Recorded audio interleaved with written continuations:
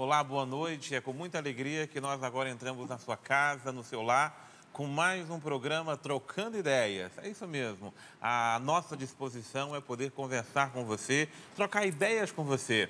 Quando a família se reúne, a família conversa sobre coisas tão importantes que diz respeito à vida da família, da sociedade, da nossa fé e do mundo em que vivemos. Essa é a intenção do nosso programa Trocando Ideias. Há tantos anos no ar, levando uma boa nova, uma boa mensagem, levando assim muitas ideias boas para que a nossa vida seja melhor. É por isso que nós estamos aqui então juntos com você em mais um programa Trocando Ideias.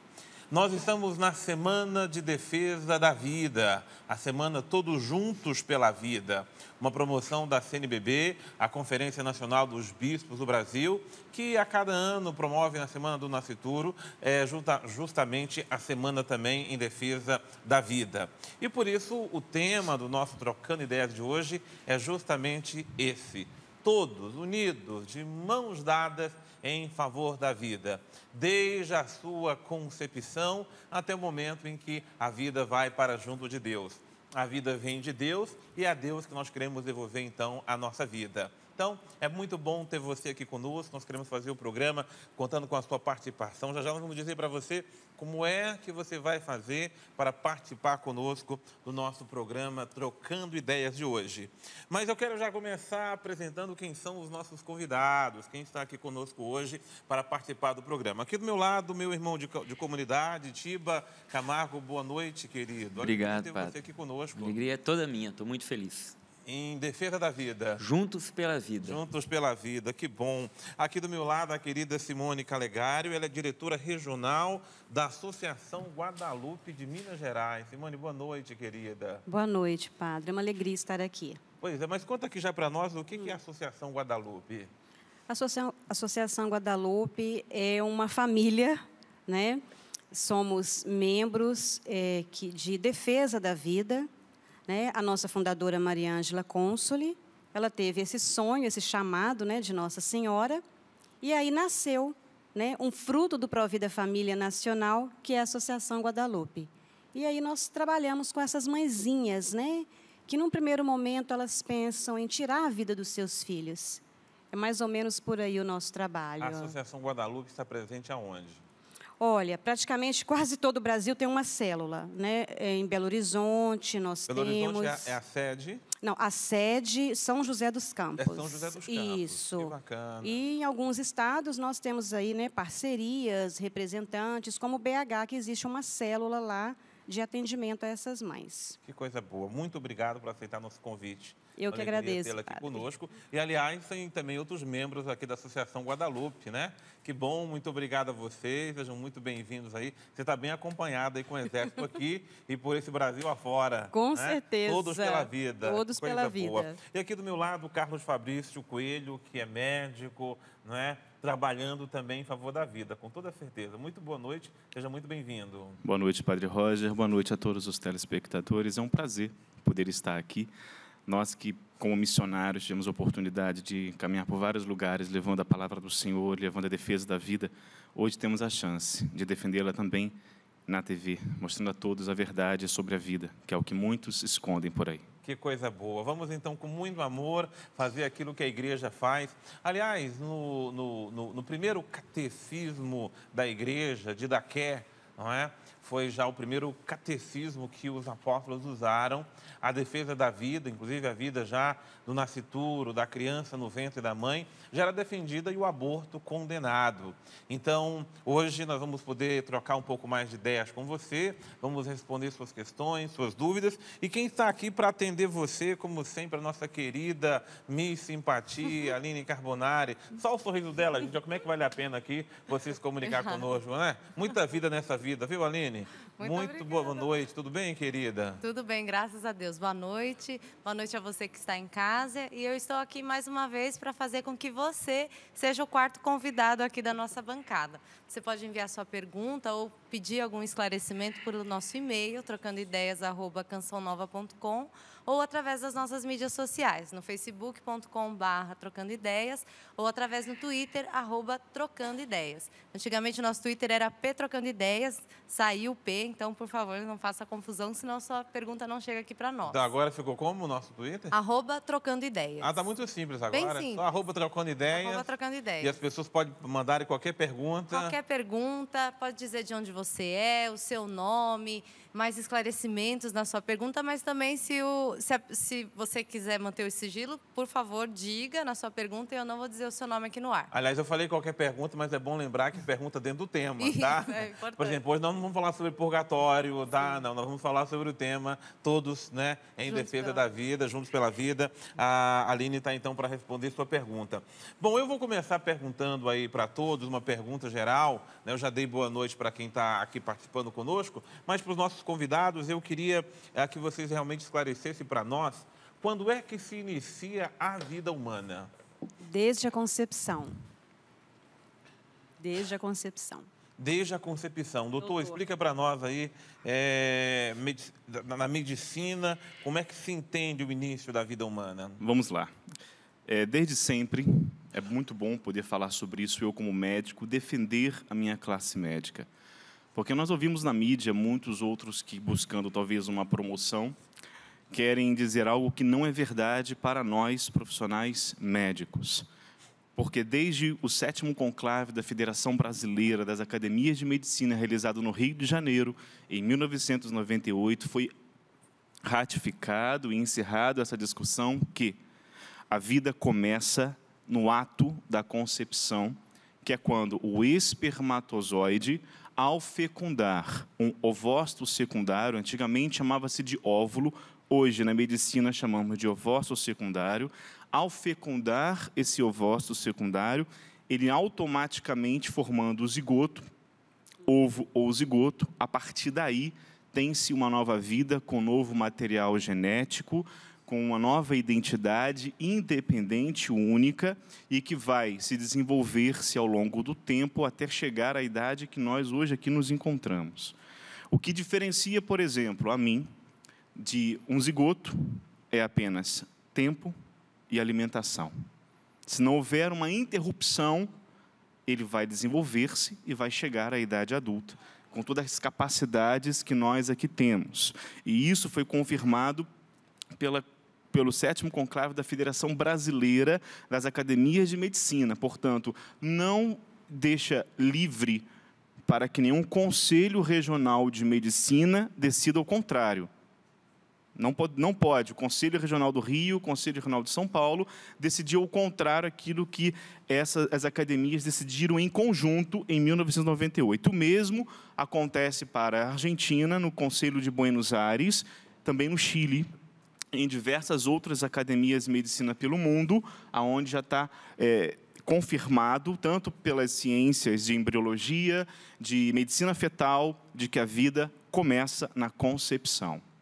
Agora, porque na sua classe médica ainda há algumas controvérsias nessa compreensão do início da vida?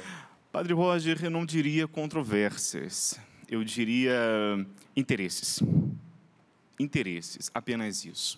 Porque, infelizmente, nesse meio está se jogando muito, está se fazendo um jogo de dinheiro, de política, de interesses de alguns poderosos que existem para que, ao declarar isso, possam aprovar em nosso país a prática do aborto, sem que transmitam para aqueles que a praticam uma consciência pesada de um assassinato.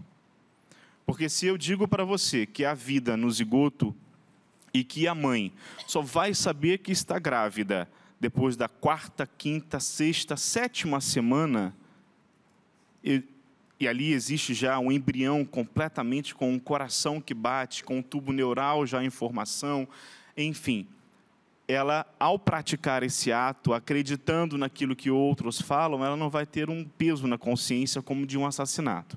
Só que a nossa Constituição brasileira já garante, se há vida ali e se ocorre um aborto, existe sim um assassinato ali.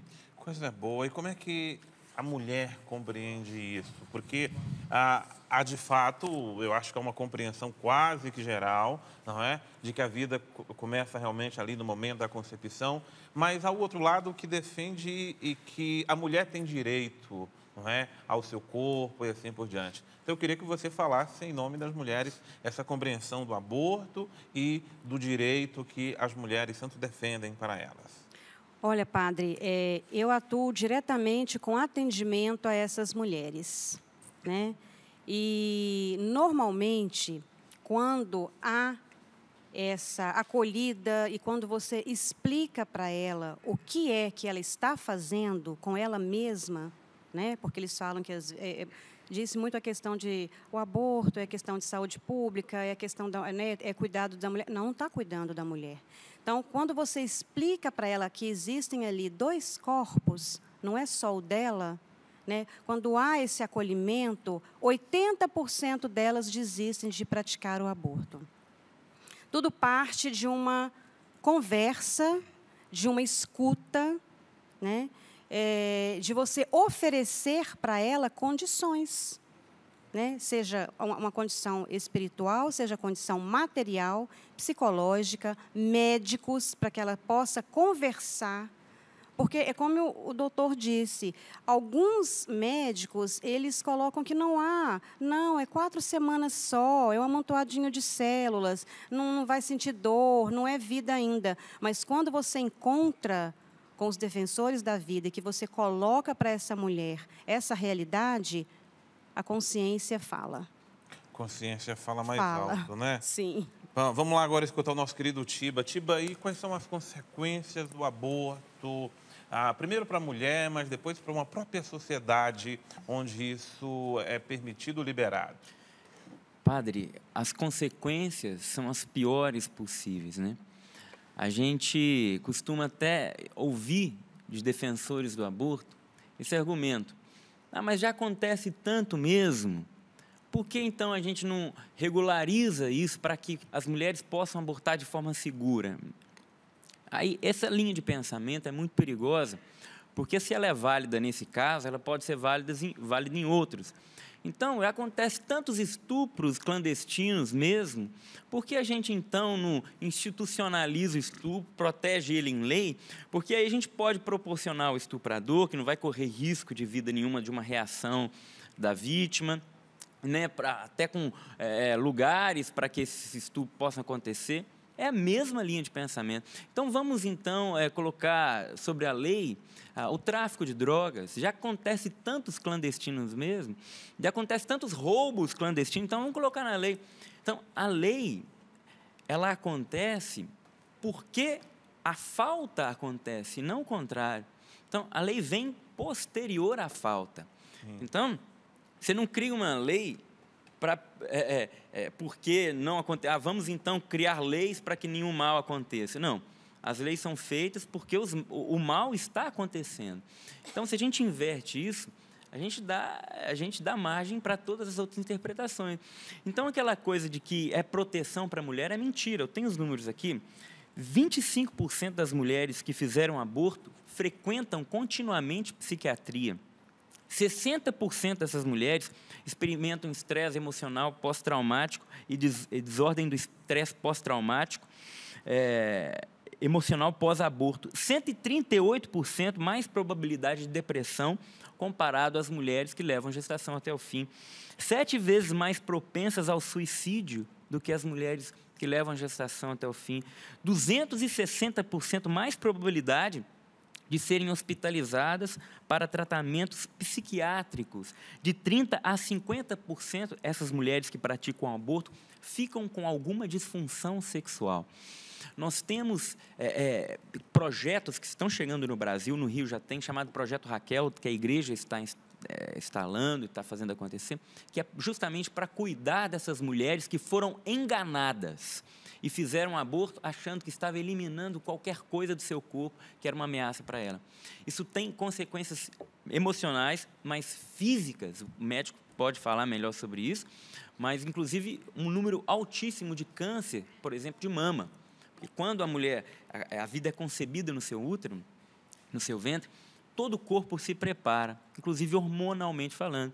Então, o seio se prepara. No aborto espontâneo, os hormônios vão se acalmando naturalmente com o tempo. No aborto provocado, vira uma explosão hormonal dentro da mulher, provocando câncer de tudo quanto é tipo.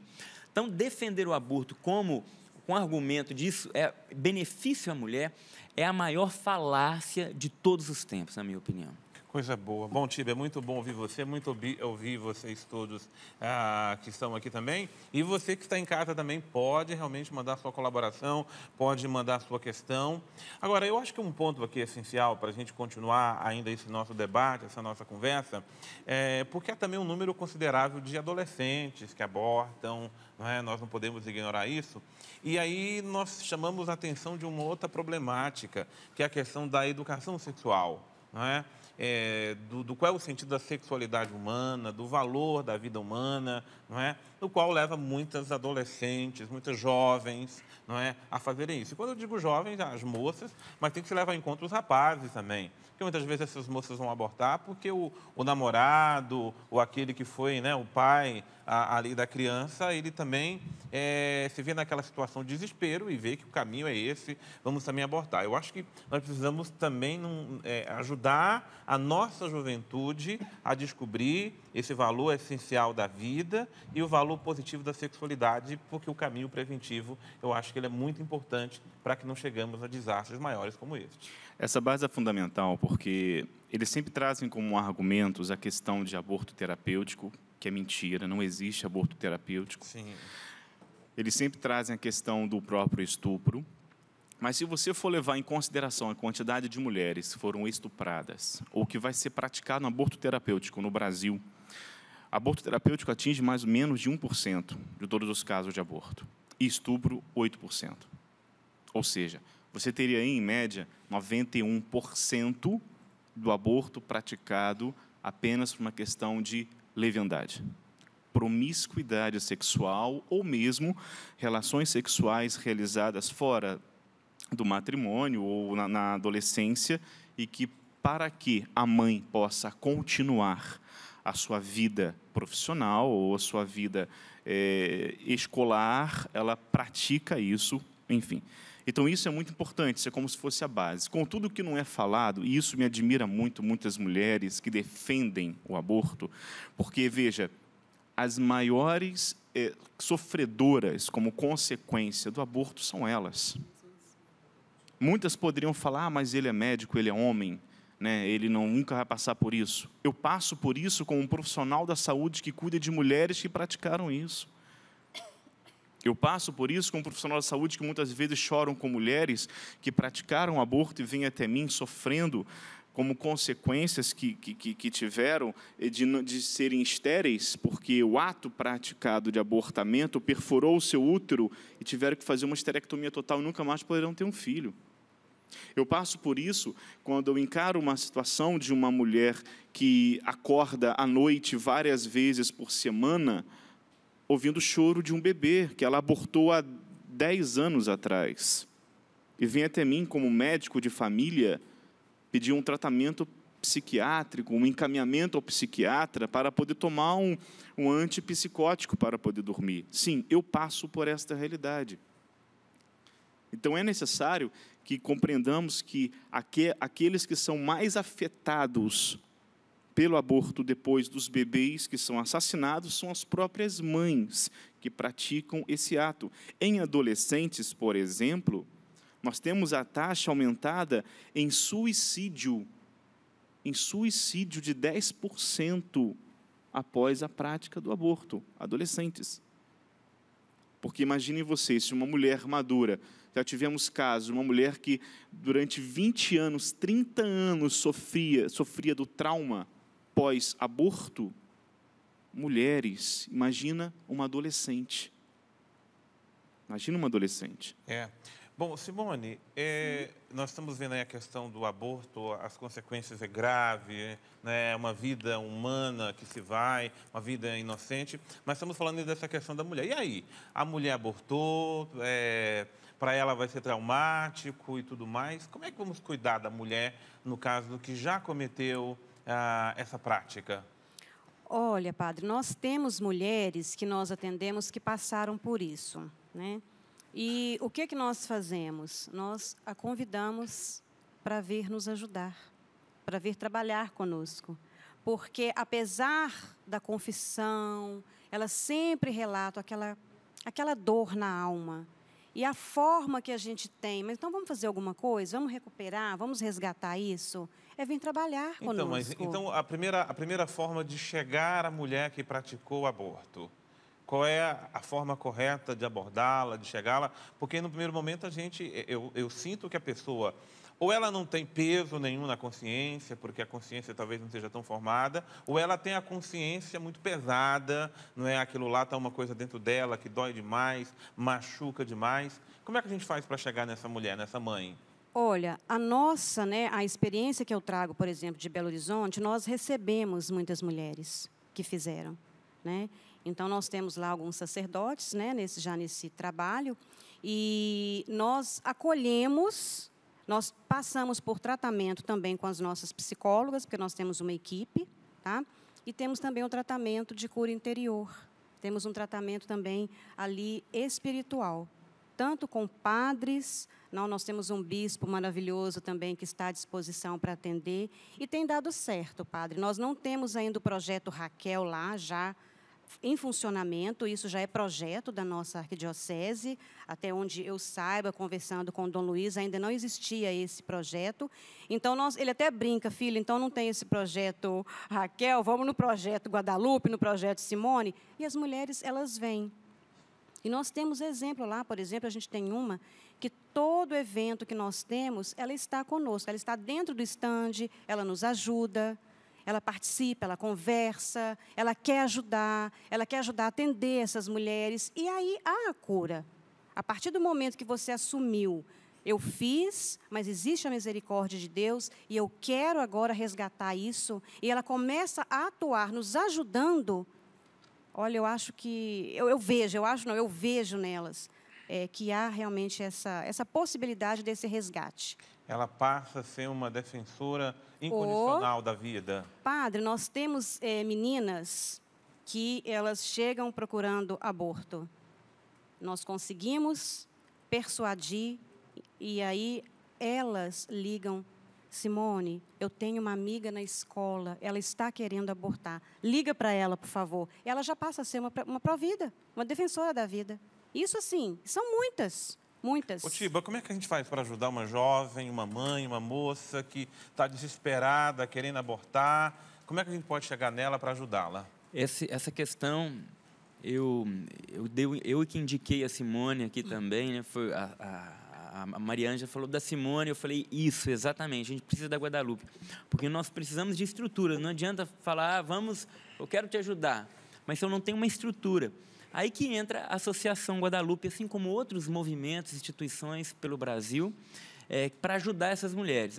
A própria Associação Guadalupe, eles têm casas para acolher essas mulheres que estão, por exemplo, sendo ameaçadas, que não podem voltar para casa, a situação social é muito complicada, tem pessoas que vivem na extrema pobreza.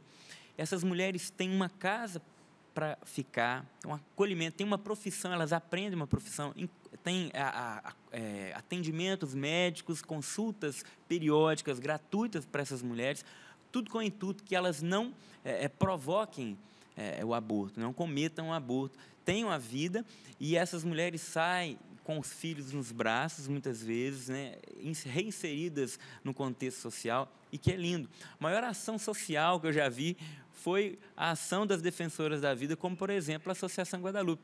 Então, a Mariângela, dando no ar agora o telefone da associação, o telefone dela, o telefone da Mariângela também, vou pedir autorização, né?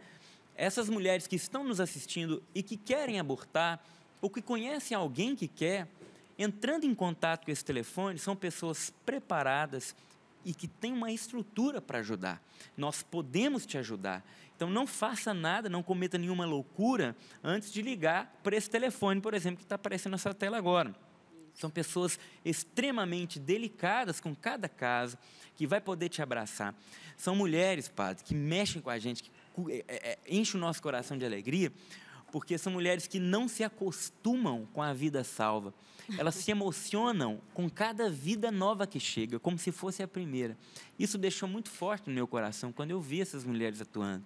Então, não tenha medo de entrar em contato. Se você conhece alguém ou está pensando em fazer essa loucura, calma. são mulheres preparadas com estruturas para Tiba, ajudar. mas se uma moça chega a você, Tiba, que é um pai de família, que é um homem de Deus, e essa moça disse, olha, eu quero abortar. O que você vai fazer por essa moça? O que você vai dizer a ela? A primeira coisa, padre, é o acolhimento e nunca o julgamento, né? Certo. Primeiro você tem que compreender a pessoa.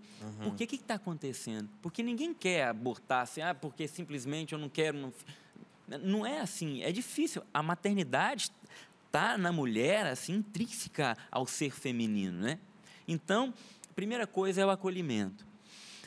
Entendê-la e encaminhá-la. Eu vejo que a gente pode fazer esse trabalho e mostrar para ela o que é realmente o que ela carrega no coração, ali dentro daquele ventre. Porque as mulheres não sabem, muitas vezes, que elas acham que é um aglomerado de células e não é. É um filho, é uma vida. E quando você fala para ela, é uma vida. E muitas vezes essas mulheres chegam numa fase que o coraçãozinho da criança já está batendo, onde a criança já tem uma digital, já pode até fazer um eletroencefalograma na criança com pouquíssimas semanas de gestação. Essas crianças já têm digitais, ali com pouquíssimas semanas de fecundadas, já tem digital formada, então já está completinho. Quando você fala para essa mãe que ela já carrega ali um ser completo, muda muito no coração dela. Coisa boa. Gente, olha, a conversa está só começando, ela está muito boa, está muito bom conversar com você. Nós vamos agora para um breve intervalo e vamos voltar após o intervalo com a sua participação, tá bom? Você tem dúvida, tem questões, você quer entrar na roda com a gente também? Vem conosco, vem trocar ideia conosco. A gente vai para o intervalo, já já nós estamos de volta.